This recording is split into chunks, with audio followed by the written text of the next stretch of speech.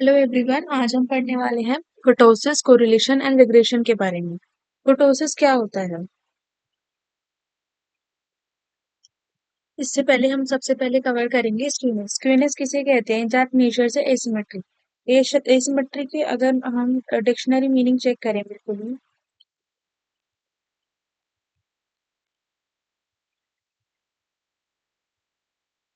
जो चीज सिमेट्रिकली ठीक नहीं होती, मतलब कि basically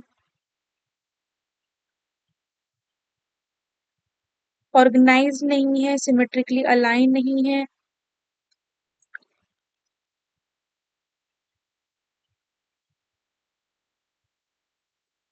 one tell is longer और मोर pronounce then the other.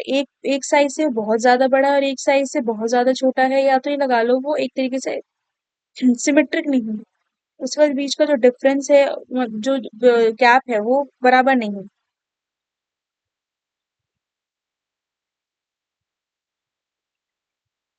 Is lack of symmetry. Skewness किसे कहते हैं? That measure symmetry. ये हमारा पॉजिटिव होता है। इसका सिचुएशन को क्या बोलते हैं? When mean is greater than median then mode.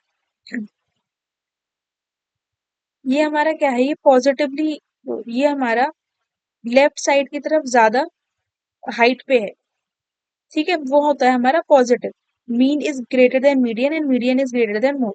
और ये हमारा क्या है? राइट हैंड साइड थोड़ा ज्यादा हाइट पे है, ये होता है negative skewness, where mode is greater than median and median is greater than mean.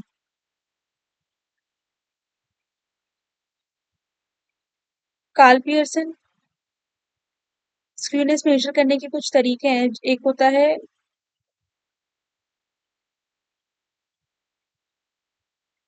Karl Pearson, एक होता है बॉले, और एक होता है कोहली, और एक होता है मोहम्मद।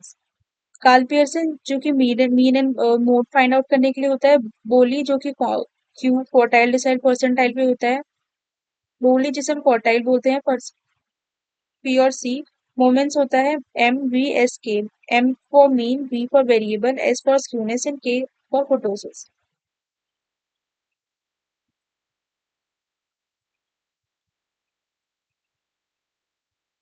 कुर्टोसिस किसे कहते हैं? It is a Greek word for bulginess, कितना बल्जी है, कि एक तरफ कितना हैवी है। Measure shape of frequency curve.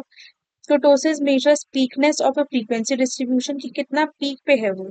That measure peakness of a frequency distribution. जो सबसे नीचे की तरफ है, जो कि प्लेट पे है, एक तरीके से प्लेट की तरह है, वो प्लेटिकोटिक होता है।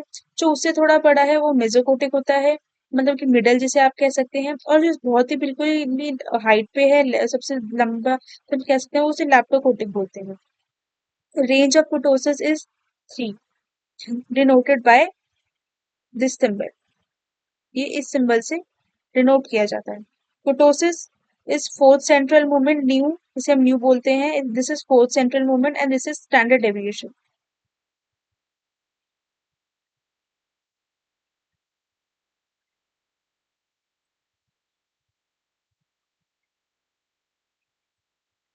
ये हमारा 3 से मेजर किया जाता है।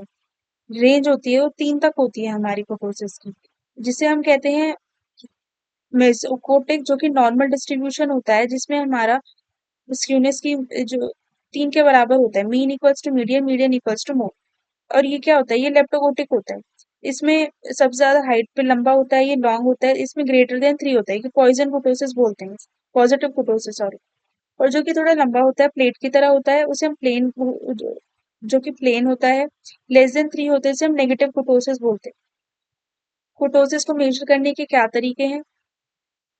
एक होता है mesokurtic, it is similar to distribution, जिसे कि हम नॉर्मल बोलते हैं। ये मॉडरेट होता है ब्रेथ में, इसकी प्रॉपर्टीज है ये। It is a curve within medium peaked height.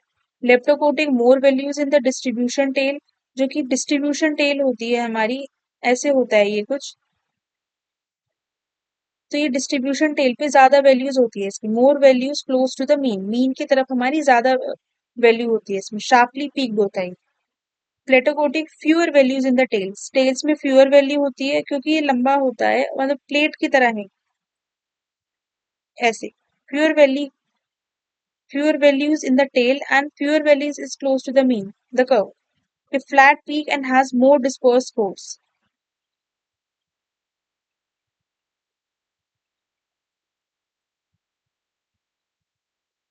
ये होता है जिसकी मीन की तरफ ज्यादा वैल्यूज क्लोज होती है, शार्पली पीक्ड होता है, और ये होता है जिसमें टेल्स की तरफ और मीन की तरफ बहुत कम वैल्यूज होती है, डिस्पर्स्ड होती है। इसमें ये हमारा मॉडरेट होता है रेट में, और ये नॉर्मल होता है एक तरीके से डिस्ट्रीब्यूशन, बराबर है इसमें।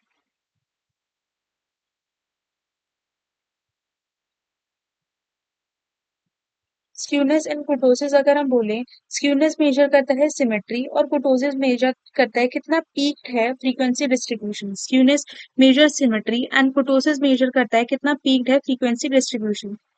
स्क्यूनेस जिसे हम कहते हैं पॉजिटिव, ठीक है, पॉजिटिव हमारा इस साइड होता है, लेफ्ट हैंड साइड में। Mean is greater than median and median is greater then mode, ये कंडीशन है। और अगर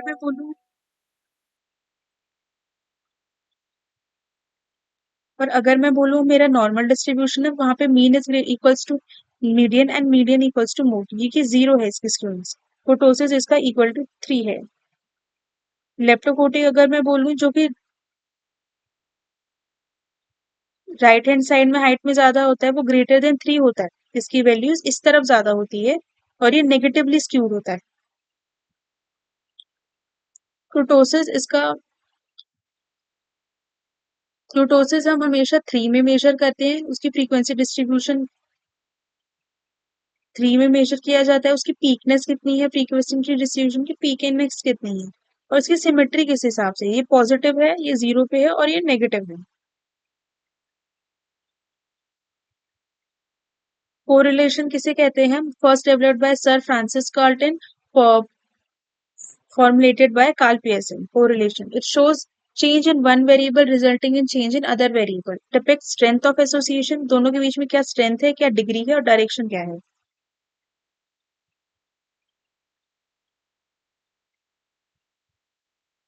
Strength, degree and direction.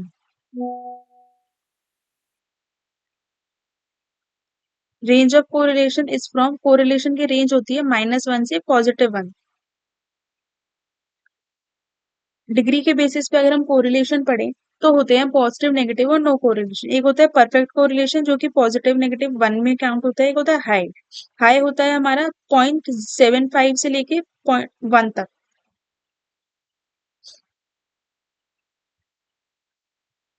0.25 से लेके और 0.75, ये यहाँ पे 1 हटा दो, 0.25 से लेके 0.75 तक मॉडरेट, और लो अगर आप देखोगे तो 0 to 0.25 लो होता है। और no correlation mean zero, no is zero, 0 से 0.25 लो होता है, 0.25 से 0.75 हमारा मॉडरेट होता है, और 0.75 से 1 तक हमारा हाई है, और 1 है अगर प्रॉपर तो परफेक्ट कोरिलेशन है।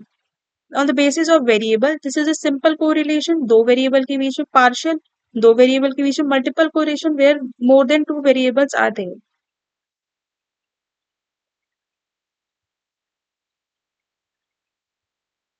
लिनियरिटी के बेसिस पे means, which means change is constant. Linear का मतलब क्या है, चेंज हमारा कांस्टेंट है, और ऐसे अगर मैं बोलूं तो नॉट कांस्टेंट है। कोरिलेशन को स्टडी करने के कुछ तरीके, एक होते हैं ग्राफिकल और एक होता है एल्जेब्रिक। ग्राफिकल में आ जाता है ग्राफ और स्कैटर डायग्राम, और एल्जेब्रिक में आ जाता है कार्ल पियर्सन रैंक मेथड और कंकरेंट इमेज। कार्ल पियर्सन किसे कहते हैं, correlation is linear which means change. Correlation हमारा लीनियर होता है, जिसको हम चेंज कहते हैं, और कोरिलेशन हमारा कांस्टेंट है, जो कि -1 से +1 तक है। It is independent of scale and origin. Coefficient of correlation, it is denoted by R.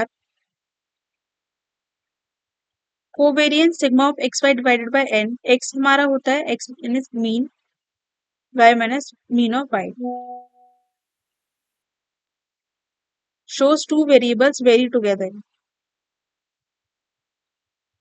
The covariance of two variable divided by the product of their standard deviation. किसी दो वेरिएबल्स का कोवेरियंस जो है, उसके स्टैंडर्ड डेविएशन के product से divide होता है, विच गिव्स द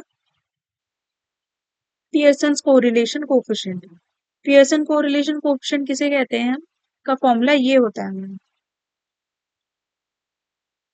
प्रैक्टिकल करोगे तो उससे समझ आ जाएगा। इसकी एजम्पशंस होती है कुछ कि लीनियर है, नॉर्मल है, पेयर्ड ऑब्जर्वेशन और नो आउटलाइनर्स।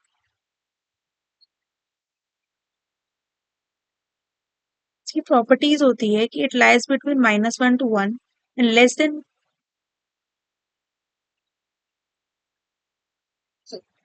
-1 की जो रेंज होती है वो वेरी करती है इसके बीच में।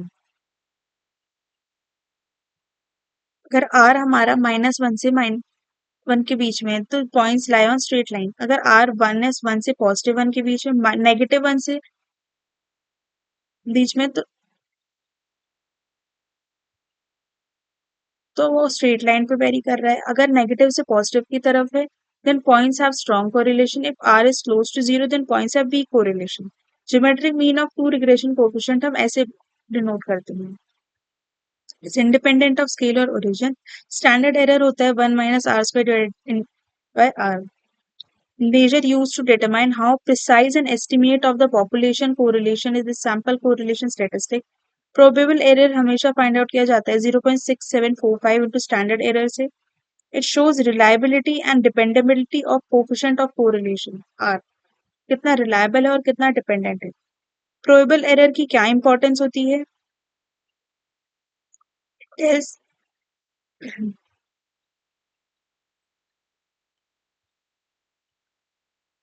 Sorry, it tells limit within r should fall. जो हमारा कोरिलेशन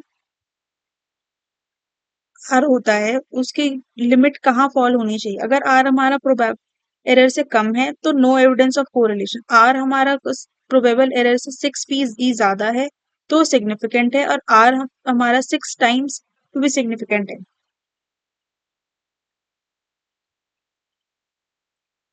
उसका 6 गुना ज्यादा होना चाहिए, प्रोबेबल एरर कम से कम 6 गुना ज्यादा होना चाहिए हमारा आर। कोएफिशिएंट ऑफ कोरिलेशन जिसे हम कहते हैं, कोएफिशिएंट ऑफ कोरिलेशन अगर हमारा 6 गुना ज्यादा होता है तो वो हमारे लिए सिग्निफिकेंट होता है।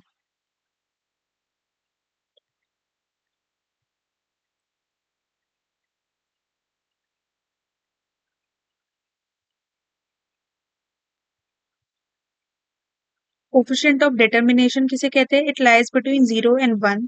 Square of coefficient of correlation, coefficient of correlation का स्क्वायर कर देते हैं तो वो कोफिशिएंट ऑफ डिटर्मिनेशन बन जाता है। वो 0 से 1 के बीच में लाया करता है। And it's strength of relationship between two variables.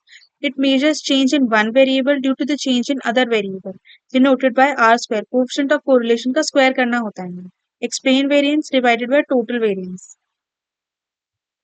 Coefficient of non determination किसे कहते हैं? 1 - r²। रैंक कोरिलेशन मेथड होता है ये। 1 - 6 sigma d² divided by n n² - 1। इसको सॉल्व करेंगे तब ये फॉर्मूलाज याद हो जाते हैं। रैंक कोरिलेशन मेथड, और ये होता है concurrent deviation method.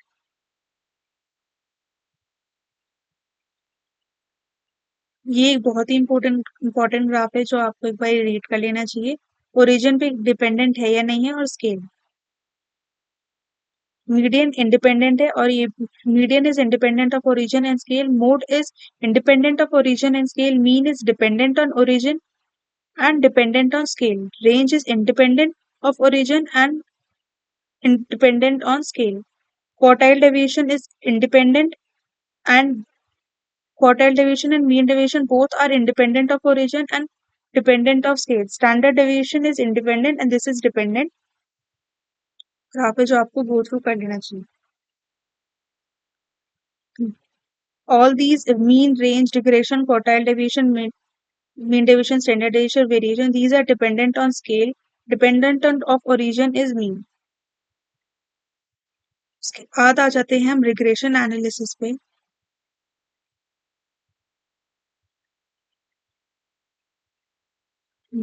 Its correlation shows association between variables, while regression shows cause and effect between variables. One variable is dependent and other one is independent। Regression term is Francis Galton in 1877।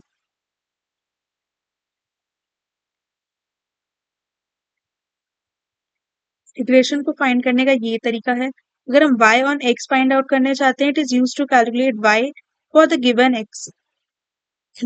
X on y का मतलब है it is use to calculate x for the given y, इसमें x हमें given होगा और y given होगा। Slope of line equals to b by x, it is b x y. Line of best fit is the regression of line y on x is why equals to a plus b x. इसमें हमारा ए जो है constant और intercept है, b है independent variable और y है dependent variable. Y on x और एक्स ऑन वाई, ये ए तो हमारा कांस्टेंट होता है जो कि वहीं पे रहता है, बी होता है इंडिपेंडेंट वेरिएबल, और जिसे हम स्लोप ऑफ लाइन भी कह सकते हैं। ये एक्स और वाई दोनों हैं independent variable, y and x these are the dependent variable जो कि हमें फाइंड आउट करने हैं, और ये हमारे इंडिपेंडेंट वेरिएबल है जो कि हमें गिवन है। ये से स्लोप ऑफ लाइन और ये कांस्टेंट गिवन होता है।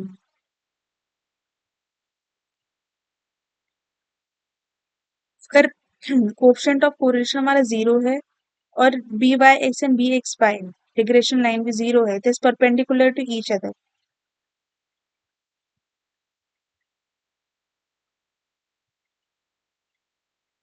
प्लस माइनस वन है, तो फिर हमारा बी एक्स वाई भी कंसाइड और पैरेलल टू ईच अदर, ये ग्राफ होता है उसमें। Angle between regression line indicate degree of dependent between two variable, ये यूज होता है, ये वाला। दो वेरिएबल पे जो कि डिपेंडेंट है, आर हमारा हाई है, ये आर हमारा लो है। दो वेरिएबल पे जो कि डिपेंडेंट,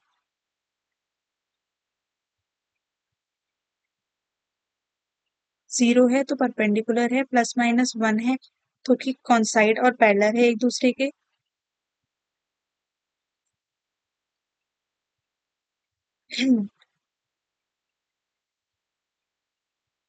अभी के लिए हम इतना ही करेंगे, प्रोबेबिलिटी हम नेक्स्ट क्लास में कवर करेंगे।